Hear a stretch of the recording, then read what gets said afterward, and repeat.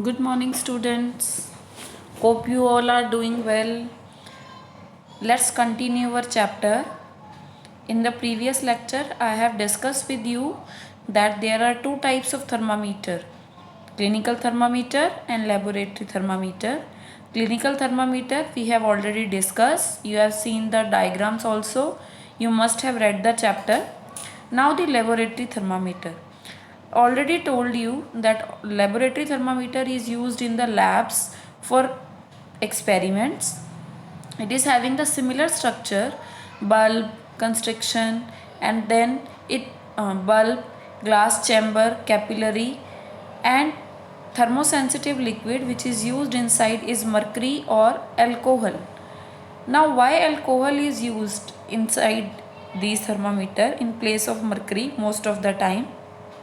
Because alcohol is cheaper in comparison to the mercury and it show more expansion. These type of thermometer are more sensitive to the temperature change.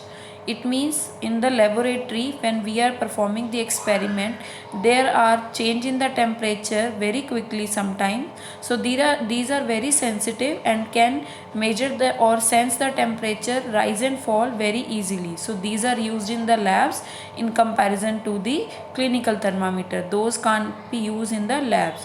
And what are the precautions? Precautions for the laboratory thermometer are exactly same that we used in the clinical thermometer. There should be jerk given, it should be washed after one experiment and before putting it into the next experiment. See the diagram. This is the laboratory thermometer. We have discussed it has a temperature range from -10 to 110 degree Celsius. Now we are going to start our next topic, different scales of the temperature. When we were reading about the temperature, I told you that temperature is measured in 3 units: Celsius, Fahrenheit and Kelvin. These are the different scales of temperature also: Celsius scale, Fahrenheit scale and the Kelvin scale. How these scales are fixed? You know that in your scale a particular range is there. It starts from 0 and it ends at the 15 centimeter. Similarly, scales of the temperature are also having the lower as well as the upper range. The lower range or the lower fixed point is taken as the melting point of the ice and the upper fixed point is taken as the boiling point of the water at particular that scale. I have made a table, see it very carefully. In the Celsius scale, range is basically from 0 to 100, means minimum it will start measuring from 0 degree to 100 degree Celsius. So upper fixed point is 100 degree Celsius and the lower fixed point is 0 degree Celsius. Total divisions in between 0 to 100 will be 100, because 100 minus 0 is equal to 100. And the next scale is Fahrenheit. It range from 32 to 212 degree Celsius degree Fahrenheit. So the upper value is 212 degree Fahrenheit and the lower value is 32 degree Fahrenheit.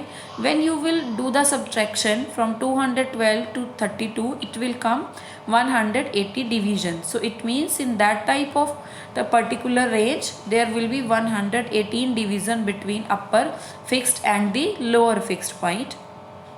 And the Kelvin scale, the range is from 273 to 373 Kelvin. Upper fixed point is 373 and lower fixed point is 273.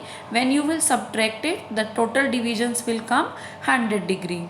These different scales are used in the different places for measuring the temperature, but the benefit is that they can be converted with the help of formula. We can convert one scale into another scale. Two formulas are given below.